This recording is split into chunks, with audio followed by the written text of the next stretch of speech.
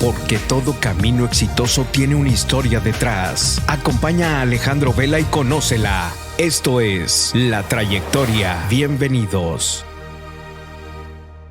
Hola, ¿qué tal? ¿Cómo están? Bienvenidos a La Trayectoria Podcast, otro episodio más desde Top Golf, que le agradecemos nos preste sus instalaciones y ser patrocinador de este podcast. Y el día de hoy tengo a un amigo, un gran cantante y alguien que ha hecho época con el grupo Magneto. Próximo año, 40 años. 40 años, Elías Cervantes. ¿Cómo estás, Elías? Bien, muy bien. Muchas gracias por invitarme. 40 años. Me veo más joven. No. De hecho, sí, totalmente, ¿no? O sea, fíjate que estaba haciendo cuentas y he sido más años de mi vida Magneto que no, o sea, he sido más años de mi vida artista que no artista. Tengo 50 y... Este año cumplo 53. 54. No, 54. Sí, ya son menos. No, ya me estoy quitando uno. Es que siempre estuvimos acostumbrados a quitarnos la edad. Sí. No, desde que eran, pues, chavos, ¿no? Ahorita platicamos ya de tu trayectoria, pero desde que eran chavos, no sé si estaban dispuestos, tenían que decir una edad. Sí, ¿verdad? En esa época. En esa época se acostumbraba muchísimo. O sea, te atajabas como unos 3. Pero llegaba un momento que ya no nos acordábamos cuántos. O sea, yo seguía diciendo que tenía 19. Ya las fans se reían. O sea, sigues teniendo 19, Elías, y las entrevistas también, porque eran como que siempre decíamos ya, y al final acabamos diciendo la verdad.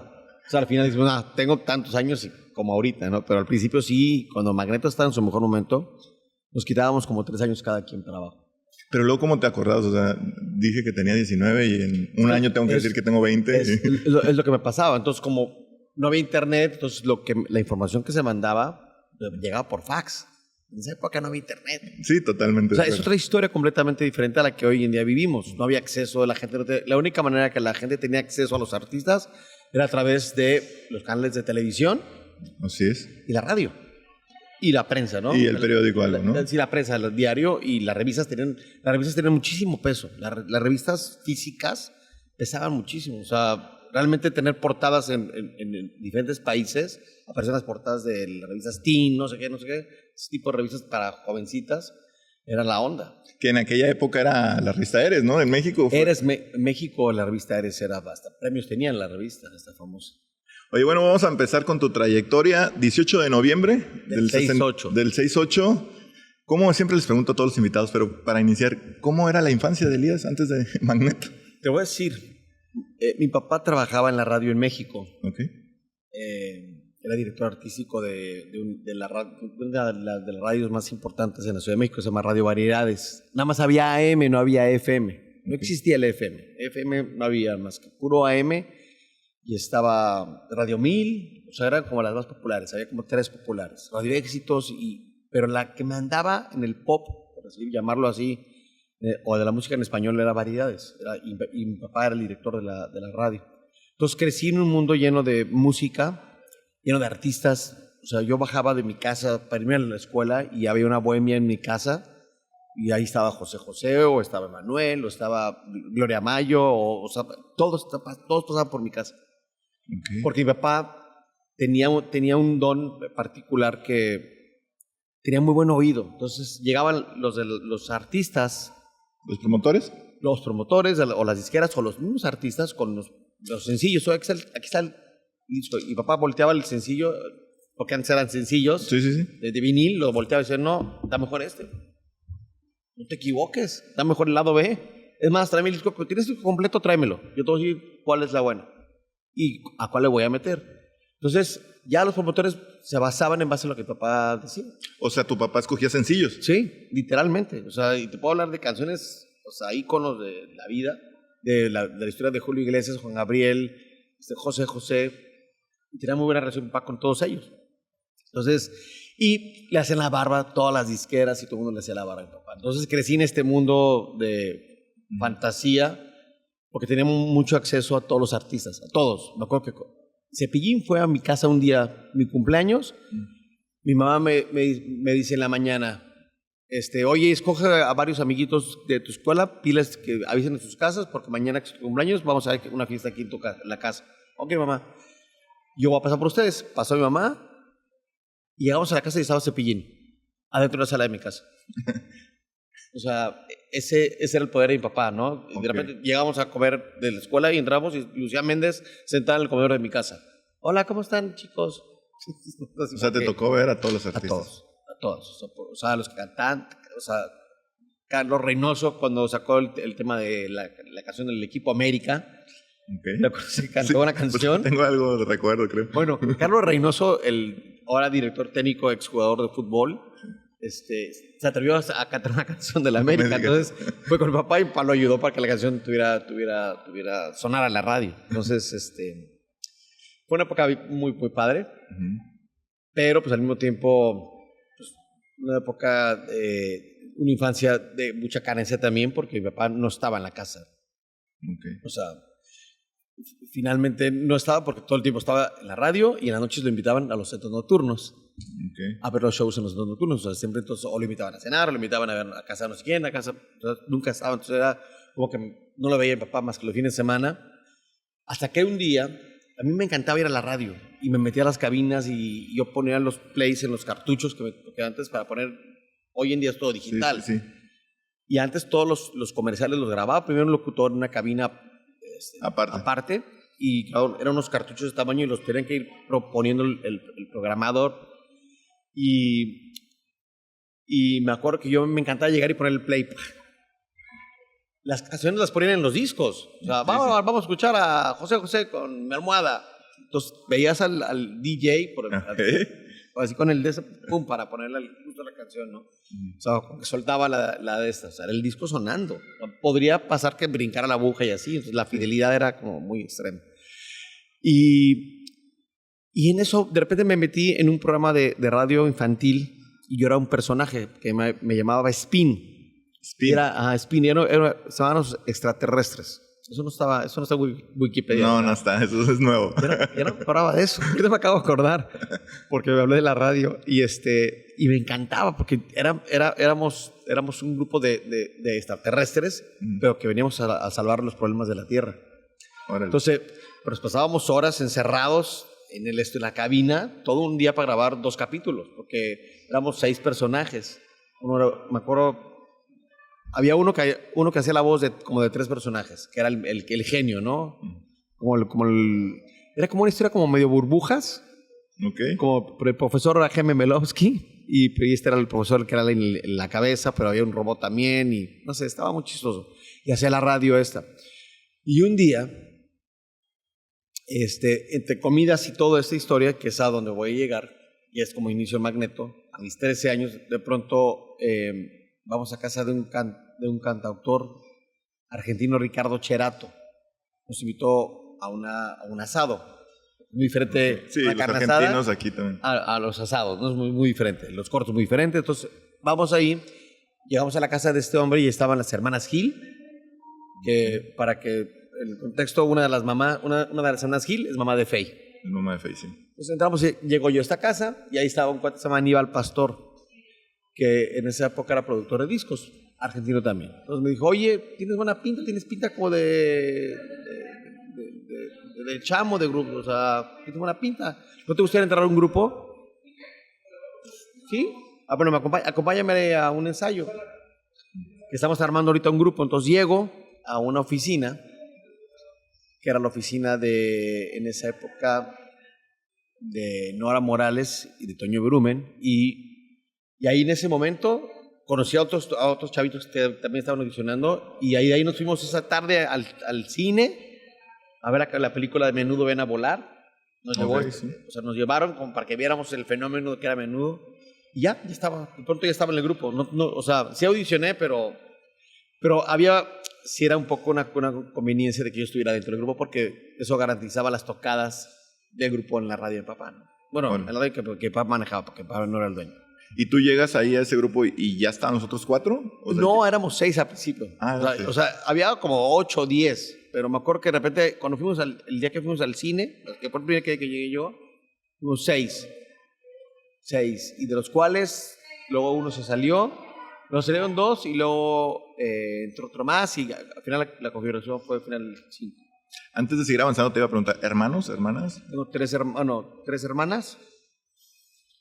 2 mayores y una Pero no se dedicaron, o sí tienen que ver también con el ambiente musical. No, y fíjate que era bien buena actriz. De hecho, don Ernesto Alonso la tenía en la mira y ya estaba en Televisa. Pero mis papás se divorciaron y ahí es donde vienen las consecuencias de los divorcios, ¿no? Ya. Mis papás se divorcian y mi hermana lo primero que hizo fue huir de la casa, o sea, como que no quería vivir lo que estaba pasando en mi casa, como ver la realidad. Y se fueron a un viaje en Ixtapa y ahí conoció a un señor que tenía mucho más años que ella y se casó a los 16 años, 15, 16 años. Muy joven. Demasiado joven. Que hoy ya la gente no se casa. No. No, ¿verdad? Es más, ahora quieres que se casen. No, ya hasta los 35 le estás pidiendo a tu higo, órale, ya. Yo me casé, bueno, ya les contaré, pero yo me casé muy grande, demasiado grande. Con una regia, que bueno, si quieres ya tocamos el tema. No, pues estamos ahí mezclando, pero pues con una regia. Sí, con una regia, pero pues sí me casé muy grande. Pero bueno, mi hermana se casó y y otra hermana se fue a vivir a Londres, se fue a estudiar y ya nunca regresó, se quedó allá. Y yo al final me hice cargo como de mi hermana menor y de mi mamá. Entonces me asumí un rol, que es el rol de ser hijo, pero también como esposo o proveedor, porque mi papá se separa y cuando me empieza a irme a mí bien, de pronto ya estaba yo como siendo el proveedor de la casa, ¿no? Y bueno, ahorita platicabas que a tu casa llegaban todo tipo de artistas, Lucía Méndez, todo. ¿Desde chico tú sabías que te ibas a dedicar? O sea, no. ¿O fue realmente, te buscaron ese día Aníbal? Ese día que llegamos a la comida me dijo, acompáñame al de este. Pues vale, vamos. Okay. Y pero fui porque... Pues para ver de qué se trataba, ¿no? Y al final jamás me imaginé porque sí, tomaba clases de batería, tenía mi batería, tomaba clases de canto, iba al maestro de canto, dábamos clases de canto, o sea... Pero jamás mi intención era ser cantante, y jamás, y menos, pero a menudo ya era un fenómeno en Latinoamérica, y luego habían llegado también los chamos, que a mí los chamos me caían re bien, porque los chamos eran como esa parte irreverente de Menudo. Menudo eran como todos cuadraditos, peinaditos, vestiditos, y los chamos eran un desastre. Entonces me encantaba la onda de los chamos, que eran muy desastrosos, me quedó perfecto. Entonces...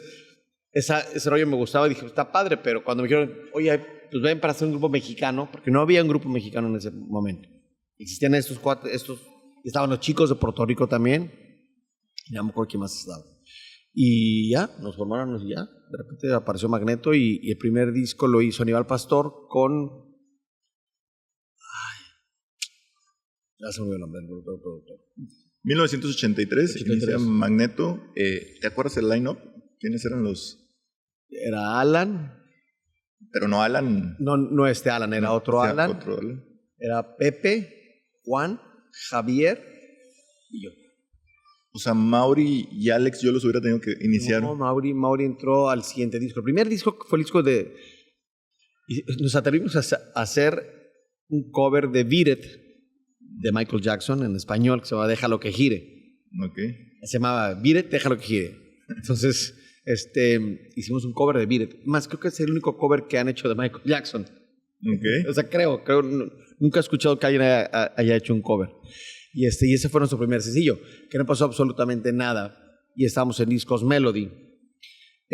La cabeza del proyecto era la esposa del dueño de Discos Melody, Nora Morales. Y era ella, y la oficina era la oficina de ella. Y ella contrató a Toño para que Toño nos manejara, porque Toño había trabajado con Menudo y sabía perfecto cómo manejar las boy bands, porque ya tenía toda la experiencia de haber estado junto con Menudo. Y ahí fue cuando de repente teníamos como todo el entorno de la música y éramos como los consentidos de la disquera. Menudo estaba, Melody era la disquera número 1 en ese momento, por encima de cualquiera, era un monstruo.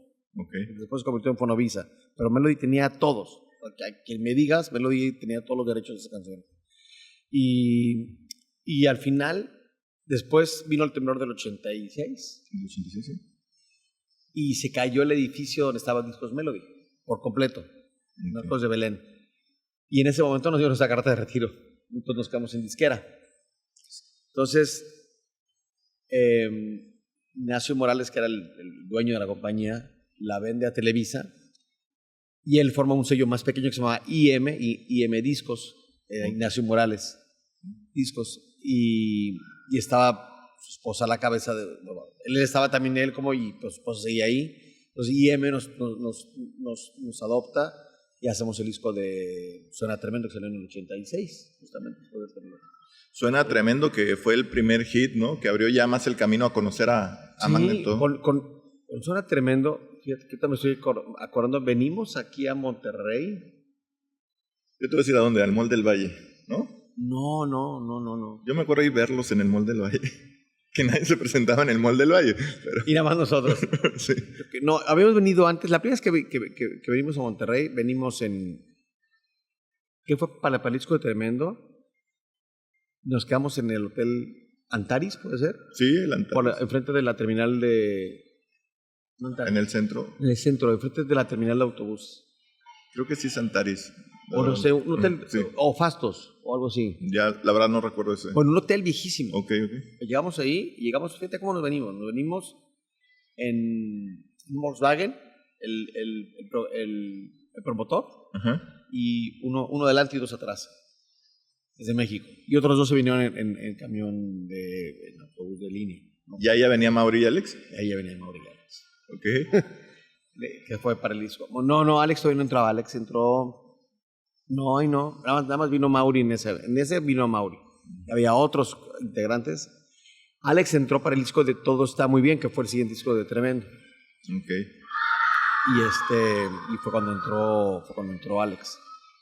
Y ya con esa configuración, después de Tremendo vino Todo Está Muy Bien, y luego venía 40 grados, que ya Magneto ya había reventado, pero solamente a nivel local, y hacemos muchos tratos del pueblo, pero en todos los festivales nos iba increíble, porque pues éramos la única boy band que sobrevivía. Menudo les había pasado a Menudo la desgracia de que los agarraron con droga en un aeropuerto de Miami. Entonces Menudo se desaparece. Y un día estando en Acapulco, llega un ejecutivo de Sony Music. Entonces nos vio y llegó conmigo. Me dijo, tú eres el hijo de Elías Cervantes, ¿verdad? Sí. Entonces mi papá me habló el día siguiente, oye, que viste a Javier Mesta, tal, sí. Es que les están interesados en llevárselos para Sony. Dile a Toño que me hable. Y de ahí nos fuimos para Sony. Hicimos el disco de 40 grados. Cuando veníamos a Monterrey a promoción y todo eso, conocimos a Flavio César. Sí. No me acuerdo si en Cadereyta, no me acuerdo en qué festival coincidimos con él. Toño lo vio y dijo, lo quiero para Magneto. Este chavito tiene onda. Y era cuando estábamos firmando para Sony. Entonces, Flavio tenía ya muy clara la carrera que Flavio quería como solista. Y ahí, pues de repente, al lado de Flavio estaba Charlie. Y bueno, tú. Vente tú para acá. Yo a Charlie lo conocí. Además, de hecho, yo no sabía que Charlie iba a entrar a Magneto hasta que llegué a Sony un día al estudio y apareció Charlie. ¿Quién eres? No, pues yo soy Carlos. Me dijo, tú fuiste hoy a McDonald's, tienes un carro blanco, sí, fuiste a McDonald's de Polanco, sí, yo te vi. O sea, él me ubicó, pero yo a él no. Entonces ahí fue como que el primer encuentro con Charlie, pero ya entró Charlie y Sony nos dijo, ok, la única condición para firmarlos es que tenemos que meter a un integrante que se llama Eric Ibarra. Porque estaba firmado con Sony, pero bueno, CBS era en esa época, no era Sony, la CBS, pero no lo habían, o sea, nunca grabaron el disco. Entonces como solista, porque había estado en un festival de Fuimos a Cantar. Entonces no lo habían sacado y estaban a punto. El papá trabajaba para CBS y al papá lo corren, y el papá, como venganza, dijo, pues voy a demandar a CBS porque no han sacado el disco de mi hijo y yo tengo un contrato. Entonces Sony, para no meterse en esa bronca, no meten a Alan al grupo. Entonces me acuerdo perfecto que hicimos una fecha donde estaba un chavo que se llamaba Eduardo, que no me acuerdo qué fue algo dijo, algo hizo estamos cantando como una boda, una fiesta, no me acuerdo, y no me acuerdo qué hizo, que Toño dijo, ok, por eso que acabas de hacer, estás fuera. Y ahí fue cuando nos quedamos como súper desequilibrados, y fue cuando entró Charlie o sea, Charlie y Alan entraron al mismo tiempo. Al mismo tiempo, con el disco de 40 grados. De 40 grados. Que bueno, obviamente tenía ya una historia de 5 años, ¿no? Más o menos, en el 88 creo que. Pero a partir de ahí es cuando Magneto ya 40 grados, como dices tú, ya suena tremendo, pero 40 grados los puso ya. Y Vuela ya fue como que, ¿no? Sí, y Vuela ya fue Mucho lo que pasa es después. que 40 grados, lo que nos pasó con 40 grados es que nosotros íbamos mucho a Centroamérica, y Sudamérica, a los famosos teletones. Era nuestra única manera de que los países nos pagaran para ir a estos países y que la gente nos viera y nos conociera. Entonces, Toño de ahí era muy inteligente para hacerlo, porque lograba íbamos a todos los teletones. Entonces, ya éramos alguien muy grande en Centroamérica, pero seguíamos sin ser tan famosos aquí en México. Y hacemos el disco de 40 grados y vino un cuate de Perú. Cuando Perú estaba... Te hablo que en todo este contexto, en esa época, había una recesión en Centroamérica porque los teletones eran creados y hechos para los niños que estaban, niños abandonados por las guerrillas o niños que pisaban una mina, o sea, por eso eran los CRITO, los centros de rehabilitación. Y por eso se hacían los teletones. Y en Perú, en esa época acaba de pasar Pablo Escobar, o estaba el narcotráfico en Colombia estaba muy fuerte, en Perú estaba saliendo Alan García, el presidente, que había hecho un desastre en el país, entonces había entrado un presidente nuevo, había cólera, había guerrilla también, o sea, y éramos los únicos que nos atrevíamos a ir a esos países. O sea, ¿cómo un grupo mexicano viene a sentarse? Entonces, eso fue lo que nos hizo como muy, muy, muy famosos. Y cuando sacamos el disco de 40 grados, me acuerdo perfecto que no habíamos salido siempre en domingo. Entonces un día le dicen esta historia está padre, porque fuimos a ver a Raúl Velasco, el muro es muy chiquito, fuimos a ver a Raúl Velasco a su oficina, para que nos diera la oportunidad de presentarnos en el programa. Y después de tenernos ahí esperando, vemos que se va por la puerta atrás y se sube en su carro y se va. Y sale su hijo, Arturo Velasco.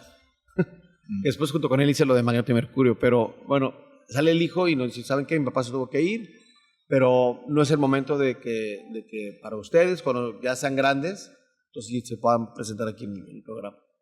Pero mientras no se pueden presentar. Okay. Toño ya traía el speech perfecto. Toño no entró a la junta, hizo una carta firmada por todos y se la dejamos a la secretaria. Hasta ahí quedó. Cuando sale 40 grados, que ya habíamos ido nosotros a Centroamérica, y ya 40 grados ya era un hit en esos países, en Costa Rica de pronto éramos un fenómeno, pero un fenómeno de que llegábamos y no podíamos salir del hotel y o sea, ya sabes, como la histeria y todo esto, o sea, de una cabina a otra, o sea, de una radio a otra, ya había 1,000 gentes y en la otra había otras 2,000. Los programas de televisión no podían hacerlos en el estudio porque había tanta gente que llegaba al canal que los sacaban afuera de los canales. Entonces, estaba como creciendo cada vez más y más, pero todo era orgánico, todo era presencial, no había otro medio más que tenías que ir. Entonces viajábamos muchísimo. Y al final, 40 grados, llega un momento que Siempre en Domingo se presenta en Costa Rica, porque te acuerdas que hacían Siempre en Domingo Siempre en Domingo era un programa de televisión, sí, que salía los domingos muy popular, y lo que ese hombre tocaba era oro, ¿no? Era un éxito. Era un éxito, caracterizado. Y tú salías en Siempre en Domingo y al día siguiente vendías 5,000, 10,000 discos, 20,000, 30,000 discos. Al día siguiente, o el mismo día. Al día siguiente, porque era físico los discos. Bueno, este hombre no lo acepta y cuando llega a Costa Rica le dicen, ok, tráete a quien quieras, le dicen, pero no dejes de traer a Magneto. Es la primera vez que nos da la oportunidad de presentarnos en el programa. Entonces llegamos a Costa Rica y nos pone a abrir el programa. Se caía el lugar. ¿Qué es esto? Entonces, o sea, yo me acuerdo la cara de Raúl Velasco, de Raúl Velasco, como que salió a ver qué estaba pasando. Entonces, salimos, ya terminamos, bueno, gracias. Esto era un fenómeno. Entonces, nos hizo quedarnos. Se presentaron todos los artistas y luego volvimos a salir al final nosotros. Entonces ya era algo que no podía parar. Entonces ya nos empezó, éramos como un artista consentido de Siempre en Domingo para todos los eventos que hacía masivos en todos los países de Centroamérica y Sudamérica.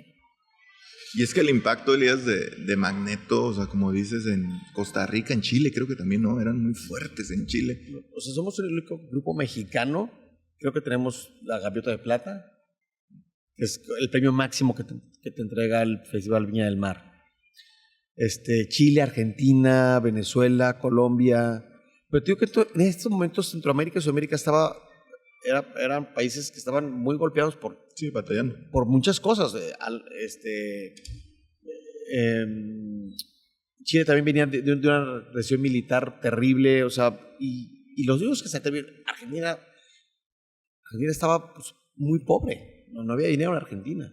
O sea, los doctores, la gente preparada eran los choferes de los taxis, o de las camionetas que los manejaban. O sea, el país estaba pero era un país hermoso, Argentina.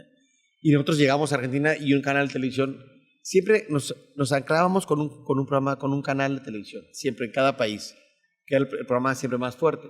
Y siempre era como llegábamos a penetrar a toda la gente, porque la gente lo que hacía era ver la televisión los fines de semana.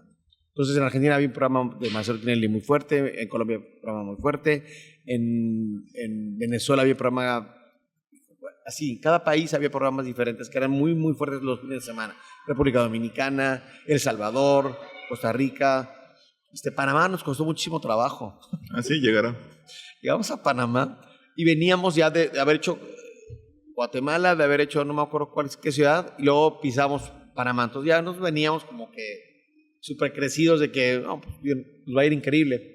Y estuvimos todo un día haciendo promoción, fue perfecto de eso, y todo el día haciendo promoción. Mañana vamos a estar a las 12 del día en la tienda Taxi. Los esperamos ahí para que vean nuestras canciones y nos conozcamos, y que escribimos autógrafos y tal. Llegamos el día siguiente a la tienda Taxi. Entonces, Toño, espérense aquí, nosotros todos maquillados y vestidos así, porque nos iban a grabar y iba a haber medios. Se baja Toño y cuando de repente regresa, nos dice, no hay nadie. ¿Cómo? ¿Cómo que no hay nadie? No hay nadie. No había nadie. O sea, toda la promoción que hicimos para anunciar que íbamos a estar ahí, nadie fue. Fue un fenómeno muy extraño porque en Panamá la música que escuchaban en esa época era cuando el canal de Panamá pertenecía a Estados Unidos. Entonces era un país muy resentido porque estaban los americanos ahí, o sea, estaba invadido por los americanos. Entonces el canal le pertenecía a Estados Unidos. Entonces la música que existiera, la música, la cumbia o la local o música en inglés. El pop en español no existía, no conocía a ningún artista mexicano. O sea, lo más que conocían en Argentina eran Emanuel. Creo que Emanuel era el que más conocía en otros países. Y de ahí Ana Gabriel, cuando también Sony empezó a meterle dinero y así, pero Julio Iglesias, pero mexicanos, nadie. Pero podríamos decir que Magneto, y creo que ahorita lo estás platicando, fue primero famoso fuera de México. Sí. ¿Le costó llegar a México? Muchísimo. O sea, ¿cuándo crees que en México fue 40 grados o fue Vuela Vuela? No, Vuela Vuela. Vuela Vuela es donde dice México, sí. Ahora sí, bienvenidos. Lo que pasa es que cuando éramos un fenómeno ya con 40 grados, ya era lo que no podían parar. Y México era el único país que o sea, que no éramos un fenómeno. ¿Y ya salías en Siempre en Domingo? Salíamos en todos los programas de televisión, en todos, pero no pasaba nada. Pero lo que hacíamos es que había un canal que era un canal de noticias, se llamaba Eco. Ah, sí. Que era 24 horas. Entonces íbamos en todos los horarios, buscando horarios de los países, de diferentes países. Entonces ya éramos famosos a través de la televisión en otros países porque eran lo que veían, porque era la manera de difusión que había más grande, ¿no? La televisión de Televisa era súper poderosa y vendía su contenido. Entonces es como llegamos a otros países. Pero cuando hacemos Vuela Vuela, después de 40 grados, al ver el fenómeno Toño un día se agarra un avión y se va hacia Nueva York a hablar con el director de Sony Music Latin, director general, que es el creador de Chayanne. Quien hizo a Chayanne, quien dijo, yo quiero que este chico que viene del grupo Los Chicos sea solista, yo lo voy a hacer con las canciones, los productores, y voy a hacer que sea un fenómeno, es este hombre. El que hizo Ana Gabriel, fenómeno, es este hombre. Y entonces nos agarra a nosotros y nos hace un fenómeno. O sea, nos manda a España a grabar canciones, o sea, con un productor que él eligió, y entre esas estaba Abuela Abuela. Pero estaba Abuela Abuela, la original, que es la versión una versión francesa. Fue la última canción que grabamos. De hecho, nadie, o sea, como cuando nos enseñan las canciones, pues cada quien escogía una. Yo quiero esta, yo esta. Así era. Así nos repartíamos. ¿A ustedes como los del grupo? Nosotros sí nos dejaban escoger canciones. Ah, mira. O sea, que llego tarde. Pues es para Elías. Si te gusta Elías, sí, está increíble. Y para ese disco, todo el mundo dijo, Safo, Abuela Abuela, está horrible esa canción, porque la oíamos con la voz de una mujer y Safo, está horrible. Y fue la última canción que grabó Alan en el estudio en España. O sea, grabamos ese día Abuela Abuela, y de hecho hay una foto histórica que el otro día compartí en redes sociales, donde estábamos en el estudio, que fue el último día de grabación, fue Abuela Abuela. Y de ahí ya, cuando regresamos, Abuela Abuela tardó en despegar, o sea, salió a la radio. Y después de un mes de sonar, no crees que llegó y pum, luego tardó, o sea, de hecho, como que en algunas estaciones de repente como que la tocaron y no pasó nada y pum, la sacaban. Pero lo que pasó fue el fenómeno que en esa época había los antros y los DJs tenían mucha fuerza. Entonces, en todos los antros empezaban a poner la canción. Y se hizo esto es como si hoy en día te digo viral, ¿no? Es como si fuera algo viral, como un youtuber que hace algo, un TikTok.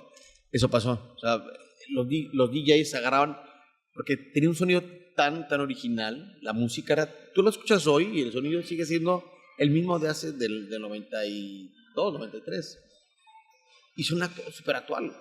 Si tú pones hoy Abuela Abuela en una boda, es la canción preferida de las bodas, ¿no? Así es. En todas las bodas siempre va a estar Abuela Abuela, o cualquier boda siempre va a estar Abuela Abuela. Pero porque el beat está buenísimo. Entonces es una canción que te invita realmente o sea, pone bien, ¿no? Entonces es así como Abuela Abuela llega, como que de salir no pasó nada, de repente ya era como un monstruo que se estaba, pero le faltaba que la radio la explotara. Ya cuando llegó la radio a número 1, ya fue imparable. Y Tomás Muñoz, esta persona, nos manda, habla con todas las filiales de Sony Music de todos los países, decir, quiero que Abuela Abuela sea número 1. Entonces estaban obligados las disqueras locales en cada país a poner la canción número 1. Entonces cuando llegábamos a los países, ya después de todo el trabajo que ya habíamos hecho durante años atrás, llegamos y la canción estaba número 1. Entonces ya llegamos ya era algo imparable, no existía nada igual. O sea, la gente se quedaba, o sea, era un fenómeno. O sea, realmente sí fue un fenómeno.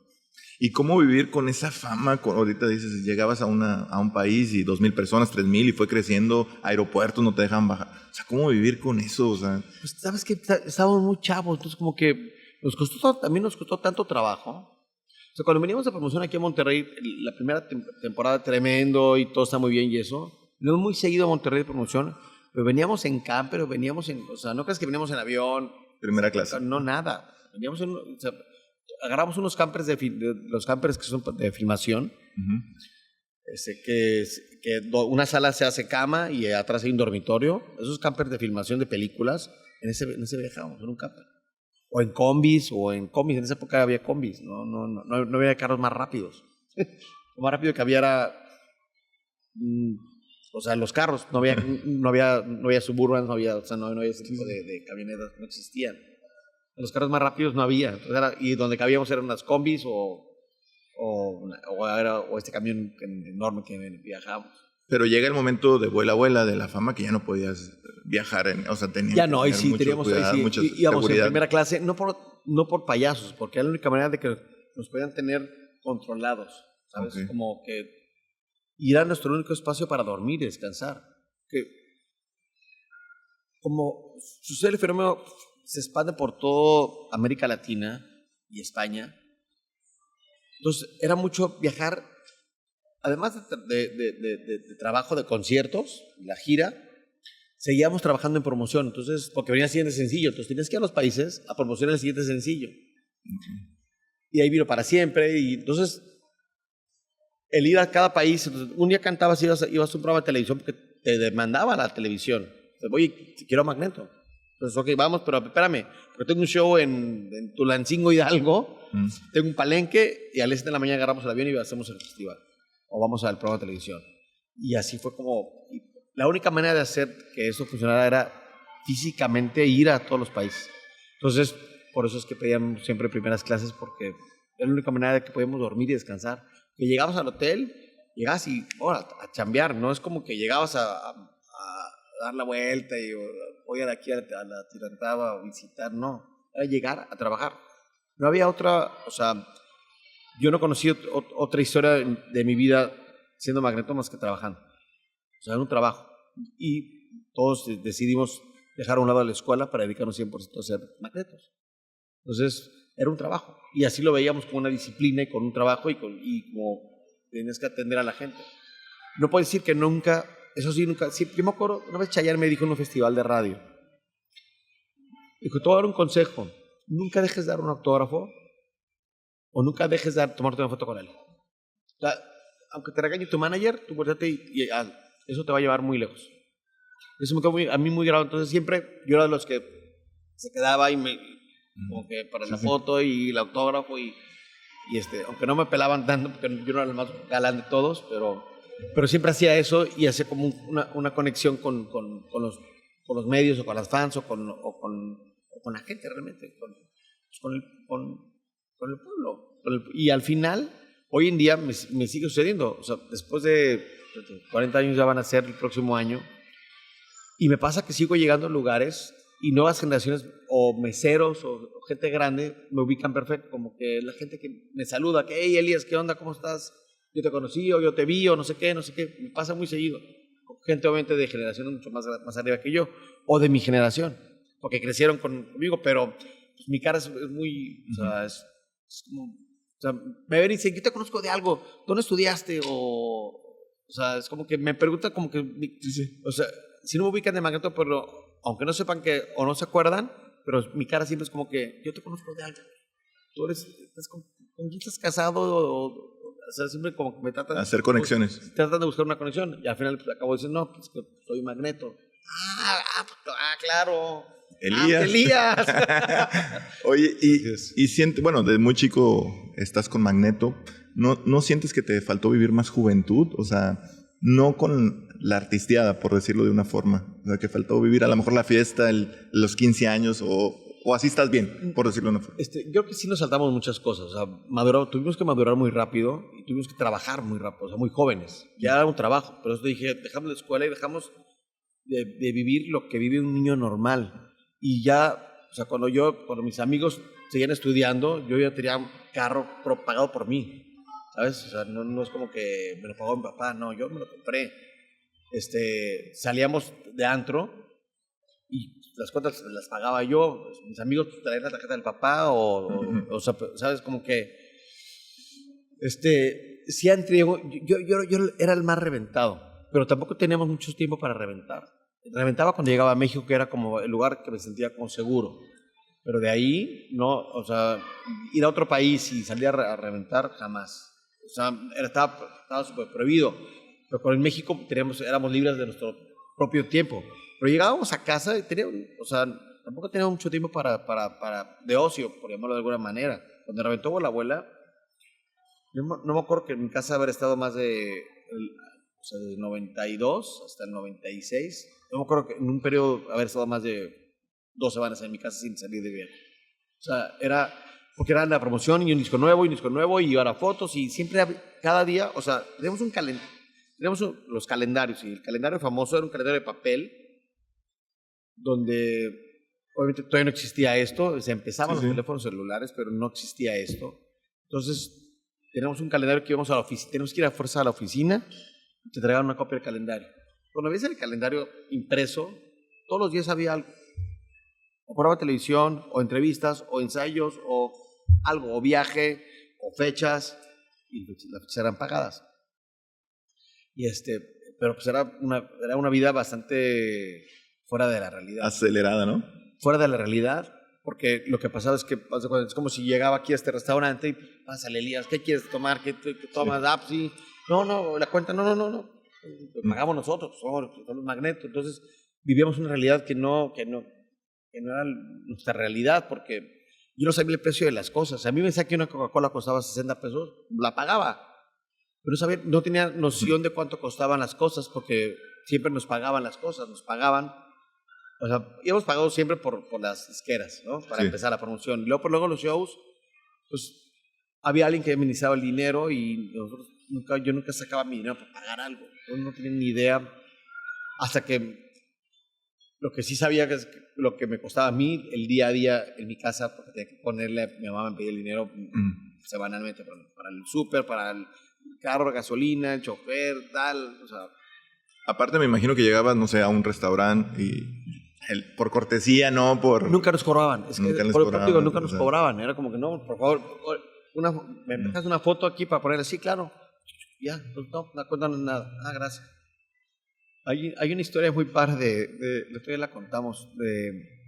Llegamos un día al restaurante Arroyo, que el restaurante Arroyo es un típico restaurante en la Ciudad de México, hacia el sur de la ciudad, a la salida de Cuernavaca. Mexicano, de comida mexicana, entonces tienen un cortijo tienen vaquitas y eso. Pues, era muy famoso, de Chucho Arroyo. Llegamos un día y ese día habíamos reventado un día antes. Voy a decirlo, pero nos fuimos de reventón y estábamos bien crudos. Ya estamos grandecitos. Íbamos mucho a Tenampa con Charlie y con Flavio. Muchísimo Tenampa. Les gustaba mucho el Tenampa. Nos gustaba mucho el Tenampa y echamos nuestros tequilotas. Y entonces me acuerdo que llegamos al restaurante y veníamos crudos de haber salido, y ese día tocaba otra cosa, se me olvidó el nombre. Bueno, total, llegamos al restaurante y estaba el Coque Muñiz. Y el Coque nos manda una botella de tequila.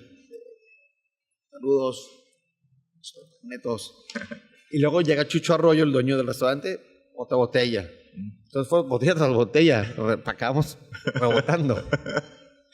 Y de ahí ya fuimos a una historia que chocó uno de los de seguridad. Era muy padre porque nuestra familia al final éramos nosotros mismos. Nuestro núcleo éramos nosotros mismos, la gente de seguridad, la gente que nos acompañaba, era nuestra familia. O sea, sí, realmente los veías más que a tu propia familia. Más que a mi propia familia. Yo llegaba a mi casa y llegaba a dormir y llegaba a cambiar de maleta y literal, como ayer lo vimos. Como ayer lo vimos, literal. Aventaba el dinero, así los sacos de dinero, porque te pagaban, en esa época los paleques te pagaban en efectivo. El dinero que me daban en efectivo, tenía un locker, que lo abría, aventaba mi dinero, me dormía. Y al día siguiente íbamos otra vez. O sea, una realidad que no es normal de un chavo de 23 años o 20 años. Una realidad totalmente fuera de la realidad. Y luego llega que les da más proyección, cambiando el destino, ¿no? Grabar la película. Yo me acuerdo, te voy a platicar, fui en el estreno con Charlie al Versalles, Teatro Versalles en Monterrey. Se tuvo que esperar a que se apagara. ¿Para poder entrar? Entró, sí, ya sabes, y a ver la película. Y fue un fenómeno. Fue una película. ¿Sabes qué? Y aparte, ¿sabes qué nos hicieron hacer? Bueno, además, esta historia está padre porque yo no gané un peso de Camino al Destino. ¿Ok? O sea, no gané un peso. No, o sea, nos dijeron, no, espérate, está mal, porque nos dijeron, oigan, Gloria Trevi ya existía y acaba de hacer zapatos viejos o zapatos rotos, ¿cómo se llama la canción? O la película. Zapatos viejos. Sí. Zapatos viejos. Y a Gloria Videocine le había pagado una cantidad por hacer la película. La película había sido también un fenómeno. Gloria también era en ese momento un fenómeno de Siempre es Domingo. Gloria Trevi ya empezaba a ser un fenómeno musical. Y me acuerdo que nos dicen a nosotros, oigan, vamos a una película, pero nos dicen, vamos a negociar de una forma diferente, vamos a ir a porcentajes por taquilla, porque nosotros no nada más era México, Centroamérica, Sudamérica, Estados Unidos y España. La película salió en todo el país, o sea, en todo el continente. Y entonces nunca llegó una liquidación a nuestras manos de Camino del Destino. Siempre que preguntábamos, nos decían, no, es que esto de videocine, nunca vimos un solo peso de Camino del Destino. Increíble. Pero la película nos dio muchísima proyección, muchísimo. La siguen poniendo en todos lados. A cada rato la ponen, luego yo me la encuentro de repente en la televisión. Estuvo padre hacer la película bien pesado, muy pesado, porque en paralelo estábamos viajando a hacer promoción, viajando a hacer conciertos y los ratos libres, o sea, el calendario estaba saturado, o sea, íbamos de lunes a miércoles, a jueves, grabábamos en Guaymas, nos íbamos jueves, viernes y sábado a hacer conciertos. Regresábamos y así, era como labor por periodos. La película se grabó se grabó en 3 lugares. El final de la película fue lo primero que grabamos. Ese fue el kick-off de la... En Disney. No, el final de la película. Es el concierto, ¿no? El final donde el niño llega. No, en los estudios universales, miento. La parte cuando llega el avión, que ya logramos aterrizar,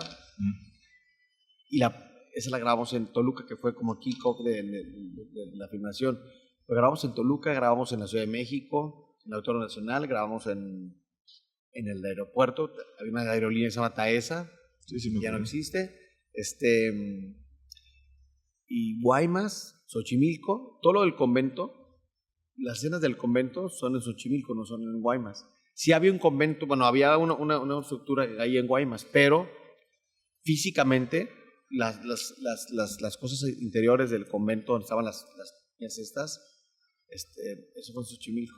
Entonces, o sea, a mí me encantaba el cine. Yo juraba que iba a terminar en UCLA, así me veía, en la Universidad de Los Ángeles, de California, estudiando cine.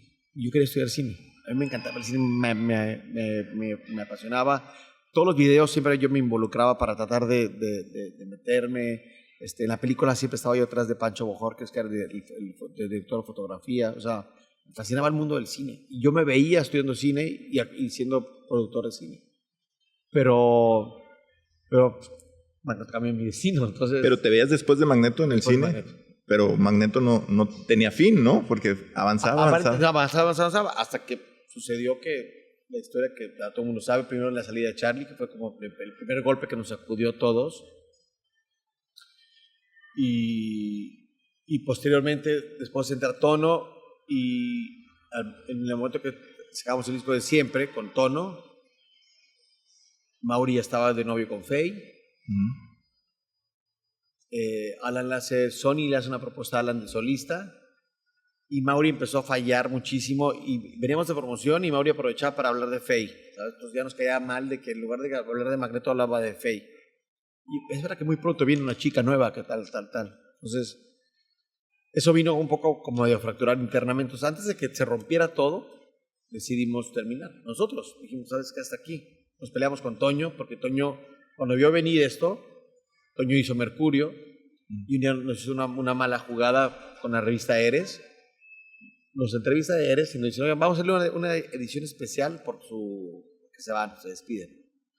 Pues, una muy buena entrevista, muy buenas fotos. Y cuando estamos un día de repente en Guadalajara, me acuerdo perfecto, en la habitación estábamos comiendo en el hotel y prendemos la televisión y nos vemos el comercial. Eres presenta. Ellos son los que se van. Hola, ¿qué tal? Somos tal de Magneto. Ellos son los que llegan. Hola, somos tal y Dani de Mercurio. Magneto y Mercurio. Eres tal, edición especial. ¡Pum! Yo sí, ¿qué pedo? ¿Cómo? O sea, ¿en qué momento hay otro grupo? Entonces le hablo a Toño y le hablo al de la disquera, Alfonso Larriba, y Alfonso me dijo, yo no sé, pues habla con Toño. Él fue el que hizo esta jugada. Y ahí rompimos todo con nuestro manager, toda relación, y yo me fui hacia la empresa que nos comercializaban, la que venía las fechas, para tener como una casa. Y yo tomé las riendas del grupo para hacer la parte final del último disco, que fue el disco de ¿Tu Libertad es? No, perdón, vino Tu Libertad primero y luego vino el de Siempre, que fue el último disco. ¿Y sientes que fue el momento exacto? O sea, ¿sí fue el momento que Magneto ya tenía? ¿O crees que a lo mejor? No. Tenía para dar mucho más. Todavía daba para más. Claro. Pero ustedes en lo personal tenían esa ímpetu, a lo mejor ya cansados. Ya estábamos muy cansados. Ya, o sea, en el momento que esto empezó a suceder, como que todo el mundo corre y huye de una fiesta, pues así fue como también, o sea, quien empezó a buscar en dónde colocarse y cómo colocarse. Yo ya estaba dentro de Rack Producciones, que era, hoy en día se llama Cesa. Yo estaba ya dentro de esa empresa, entonces yo estaba ya siendo un ejecutivo porque era la cabeza de Magneto dentro de la empresa, ¿no? Entonces, y ellos me ofrecieron, cuando acabe Magneto, me acuerdo perfecto que cuando venimos a Qatar aquí en Monterrey, el director de esta empresa me dijo, oye, ahora que termine Magneto en la gira del adiós, ¿te gustaría quedarte a trabajar con nosotros como director comercial? Y yo, sí. Director artístico, sí. Vale, ¿cuánto van a pagar? No, pues tanto. Ok, va. Y así. Entonces, acabé Magneto y al día siguiente, el lunes siguiente, ya estaba yo en mi oficina, trabajando. Okay. ¿Eso en qué año fue? 96. 96 se acaba y ya tenías trabajo, ¿te dedicabas con manager o cómo era? Yo llevaba la parte artística de esta empresa y los artistas que iban agarrando, yo los llevaba y veía todo lo de publicidad. Álvaro Dávila, hoy esposo de Pati Chapoy, Sí. presidente del Morelia, ¿sigue siendo o ya no? Ya, creo que ya no. Ah, no, ahora está en el Cruz Azul, creo, ¿no? Sí. Bueno, no sé. La idea es esa, ¿cómo era? Álvaro estaba ahí, pero su esposa es Pati Chapoy. Okay, Pati Chapoy estaba en TV Azteca. Y nosotros era muy televiso. Entonces, esta empresa era muy de Televisa. Entonces, Álvaro se tuvo que salir de esta empresa, de ser socio, y a mí me ofrece entrar en su puesto. Okay. Y yo tenía que ver todo lo que tiene que ver con la publicidad de los shows que esta empresa hacía. Entonces, el primer show con el que me encuentro para promocionar es Disney sobre hielo. Entro y me sentí que hacer la pauta para Disney sobre hielo. ¿Cómo que tengo que hacer la pauta? ¿De qué me hablas? Pauta de radio, pauta de los cortos de plana para los periódicos, depende del periódico, son medidas diferentes. O sea, me metí en un mundo que dije, ¿qué hago yo aquí? Entonces tenía que hacer los artes, tenía un diseñador que hacía los artes y como que los llevaba para que me los aprobaran, hablar con todos con los escritores de los periódicos, con los de la radio y hacer los deals. Y me acuerdo perfecto que un día se nos ocurrió, para hacer mucho ruido porque venía Mickey y sus amigos al Auditorio Nacional. Entonces dijimos, ¿por qué no hacemos un desfile con carros alegóricos o esos carros antiguos con los personajes, las botargas, sobre Reforma? Cerramos Reforma y hacemos un desfile de Disney. Es un fenómeno. Y sí, fue un fenómeno. O sea, es la primera vez que yo me acuerdo que yo veía Reforma cerrado para un desfile de este tipo. Y yo era como la cabeza de ese proyecto ante los medios de comunicación. Y oye lo que me pasa. No esperábamos tanta gente. O sea, nos sobrepasó la cantidad de gente que había. O sea, ya había gente de ida del auditorio hacia el Ángel de la Independencia. Esa era la ruta. Esa era la ruta. Así estaba planeado. Pero ya había gente también del otro lado de Reforma, esperando que pasaran de regreso. Dijimos, bueno, pues lo hacemos, no perdemos nada. Pero los americanos, porque las botargas eran las botargas que se le iban patinando. Y por regla las botargas no pueden estar más de una hora con la botarga puesta. No sé, ahora a lo mejor ya es menos, pero en ese momento no era más de una hora. Entonces llegamos a la hora rayando al Ángel de la Independencia y ahí metemos a todos los personajes a un camión. Entonces las notas al día siguiente esconden a Mickey Mouse y esconden a los personajes y en lugar de que fuera una nota positiva fue una nota súper negativa, pero se habló en todos lados de esto y se vendieron un chorro de boletos. Esa vez rompió récords Disney sobre hielo. Ahí tengo en mi oficina, tengo una placa que me dieron de reconocimiento porque rompimos récord de ventas de Auditorio Nacional impresionante. Para el momento que están viendo este episodio, ¿hay boletos todavía? ¿Dónde los podrían conseguir? Porque no sabemos. Estamos grabando, para que sepa la gente, una semana antes de la presentación. Sí, en Superboletos. Sí, no sé si para entonces... Sí, va a haber, pero bueno. Pero el día de hoy, una semana antes, todavía hay boletos. Sí, es un concepto diferente porque es un lugar que se llama Dion Live Center, es un lugar nuevo. Magneto es el artista que abre. Es un lugar... Yo me vine a vivir a Monterrey para abrir este lugar. Ese fue mi objetivo de vida. Además de que la familia de mi esposa, ella es de aquí de Monterrey, viven aquí, entonces para estar cerca de la familia de mi mujer, nos venimos a vivir a Monterrey y ese era mi objetivo. Y después de casi 4 años estamos abriendo. Nosotros abríamos el primer año de pandemia, en mayo del primer año de pandemia, pero pues vino la pandemia y cerramos la puerta y nada más iba un cuate a limpiar y era todo lo que podíamos hacer, no podíamos ni construir ni nada, se paró todo. Entonces, después de 2 años y medio, 3 años de pandemia, vamos a abrir por fin mi lugar. Entonces, estoy bien contento. Que de hecho la gente vaya al lugar, me dio la oportunidad, Elías, hace pocos días de irlo a conocer. Muy bonito, un lugar, pues, lo habíamos platicado, ¿no? Es el Premier prácticamente, ¿no? Sí, Y era el sueño tuyo, ¿no? Traerte el Premier. Y Qué bonito lugar, la verdad. Gracias. Felicidades. Gracias, pues ojalá la gente le va a gustar. Es prueba y error, la verdad es que, o sea, yo no soy un hombre de venues, pero nos hemos rodeado de gente profesional, tenemos una alianza con la gente de Signia, por el tema del superboleto, o sea, nos hemos ido agarrando gente. Uno de mis socios, Casim, él ha sido promotor de shows durante años aquí en Monterrey. Él fue el que nos trajo la primera vez cuando cantó Charlie con solo y nosotros, y él fue el que nos trajo. Entonces, de ahí nació la amistad. Entonces, vale la pena que vayan a ver este lugar. ¿Tienes ya alguna cartelera? O sea, aparte Magneto, el 12. Tenemos un show, que es el show Ancla, que es un show musical, es como una revista musical que dura aproximadamente 2 horas de música, de hits de los 70s, 80s, 90s, con músicos en vivo. Y es un ensamble musical con coreografía. Tengo 10 bailarines y 10 cantantes, 5 mujeres y 5 hombres. Entonces, es un pasaje musical que te pone la cabeza y te transporta, como estás haciendo con todas las cosas de retros. Entonces, la idea es hacer un show musical con 110 vestuarios. O sea, tenemos una cantidad de vestuario, tenemos un cuarto lleno de vestuario que se mandó a hacer especialmente nada más para este show. ¿Y ese arranca después de Magneto? Ese arranca el día siguiente después de Magneto. ¿El lugar está ubicado en Plaza Fiesta? Plaza Fiesta de San Agustín. Es que está la parte de atrás de Plaza Fiesta de San Agustín, por donde no sé cómo es que donde era Jungle Gym, ahora sí para los vintage, como uno. Y arriba había un boliche. Había un boliche y unos cines. Ya no, ahora ya es una iglesia cristiana. Y estamos ahí en ese local. Se ve desde Pabellón de San Patricio, se ve el local, y estamos después del Sears, enfrente del Colegio Irlandés. Está padre el lugar, está divertido. Pues el mejor de los éxitos, mi querido Elías. Gracias. Y últimas preguntas ya.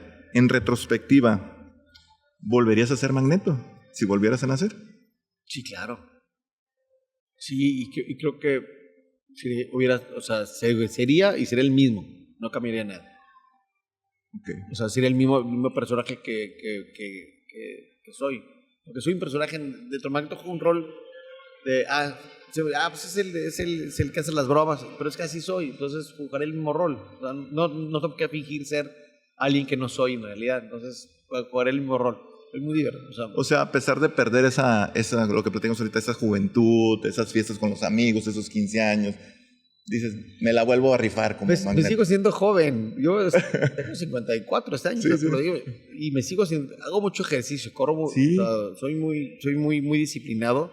Eso aprendí en Magneto, disciplina. Entonces, yo soy despertador todos los días muy temprano a correr. No, ejercicio no. Corro, y parte de la formación de correr, hay unos días que hay unos entrenamientos particulares, pero me gusta mucho correr. Entonces, lo tengo ya como un hábito, y es parte de mi vida y de mi disciplina, y es lo que me mantiene equilibrado, porque también soy demasiado desesperado. O sea, soy muy ansioso, pero eso siempre he sido así, siempre he sido como acelerado. Hablo acelerado porque toda mi vida he sido como, o sea, yo estoy pensando lo que voy a decir, entonces por eso me trabo, y de repente como que tengo que hacer pausas para poder hablar y que la gente me entienda. ¿Corres maratones, no? Sí, me preparo para maratones. Este año no voy a hacer ningún maratón porque está el regresar a los escenarios hoy en día ha sido bien difícil, o sea, es complicado, no es igual que antes. Ha cambiado la historia de cómo vender boletos, de que las preventas ya no son las mismas preventas que eran antes. No.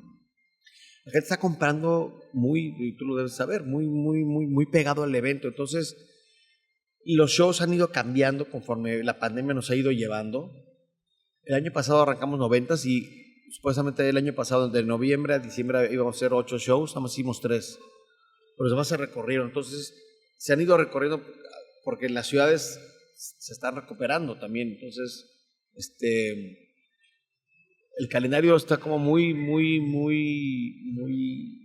cambiado. Todos los días hay algo nuevo que está surgiendo y está como creciendo. En esta temporada de 90s está Ana Torroja, está Benny, está Eric, está Linda, que no había estado, y bueno, están las JNS y está Magneto. Pero el hecho que esté Ana Torroja ha cambiado la dinámica y pues, hay que darle una refrescada al show, ¿no? Y ahorita que hablabas de la actualidad, hoy hacer un sencillo, pues es unos 2 meses el sencillo. En tu época un sencillo debería durar, ¿no? A veces ni 2 meses, en un mes el artista tiene que estar. Las redes sociales no, ahora hoy en día muy rápido. Muy rápido, ya no se venden discos. Ya no hay discos. Ya esa historia cambió por completo. Está muy diferente. O sea, lo que a mí me tocó vivir en mi experiencia no tiene nada que ver con lo que hoy en día es la música. La forma de hacer música también es muy diferente. Cualquiera puede hacer música desde una aplicación en tu teléfono, ¿no? Es increíble. Y puedes tener un estudio con tu computadora, puedes hacer una canción. Entonces, así es lo que está pasando hoy en día. Hay diferentes géneros que a gente le puede gustar, a otros no. A mí, la verdad es que hay cosas que me pueden gustar, cosas que no me gustan nada. La banda no me gusta nada. Ajá. Pero sin embargo, pues, es parte de la cultura donde vivo. Entonces, los géneros urbanos, lo urbano me gusta, pero no me gusta el reggaetón nada. O sea, pero hay cosas muy rescatables. Hay artistas que para mí merece mucho la pena. El urbano siempre lo he defendido porque me encanta. Para mí Calle 13 es como un genio. O sea, hay cosas padres. Y hay muchas bandas de rock. Creo que ¿sabes qué falta? Que se ha perdido mucho. Esas bandas de rock de garage. Ya no se juntan los chavos a hacer. Hoy en día no están los jóvenes. O sea, falta crear una nueva banda. Hacer una nueva banda, ¿no? Yo, ¿sabes qué siento que falta para el mercado infantil? No hay prácticamente. Falta una nueva boy band. Una nueva boy band, un nuevo Magneto. Bueno, Elías, pues te agradezco. La verdad, nos pasamos ahí un poquito de tiempo. Algo que le quieras decir a la gente que está en pendiente. Próximo año, 40 aniversario. Próximo 40 de aniversario de Magneto. Espérense. Pues nada,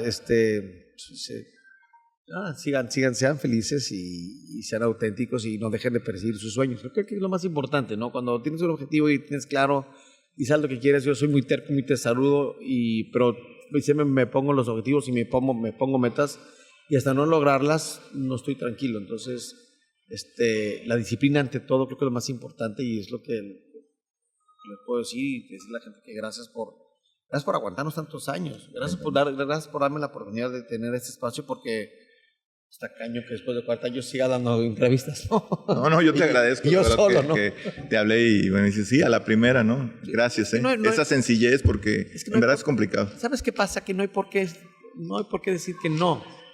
Así crecimos, haciendo todo. Nosotros íbamos a todo. Entonces a mí cuando nos piden de 90, oye, hay que ir a Querétaro a hacer promoción. Ok, crecí con esa cultura de trabajar. De trabajar para ganarme el dinero. O sea, no llegar y nada más pararme en el escenario a tirar rostro. No, tengo que trabajar. Así crecí y así he sido siendo. Entonces, por eso te digo que la semana pasada nos juntamos en México para ensayar, porque es la única manera de que la gente diga, pagué dinero, me gasté 1,000 pesos, 2,000 pesos por un boleto, pero estoy viendo un show con calidad. No estoy viendo a unos viejitos bailando ahí medio... O sea, es la idea. Bueno, hoy en la noche, la gente que esté viendo este episodio, va a estar Magneto ahí en el venue. ¿El nombre es? Dion, ahí en Plaza Fiesta. Entonces, busquen si todavía hay boletos y presencien este regreso. Pero el próximo año, 40 aniversario, dice Elías que va a haber sorpresas. Okay. Ya veremos. Muchas gracias, Elías. Gracias, Mauricio. Muchas gracias. Bueno, y a toda la gente, síganos en las redes sociales como La Trayectoria Podcast, en YouTube, Spotify, la verdad, TikTok, en todas las redes sociales. Ahí se puede suscribir y no se pierdan los próximos episodios.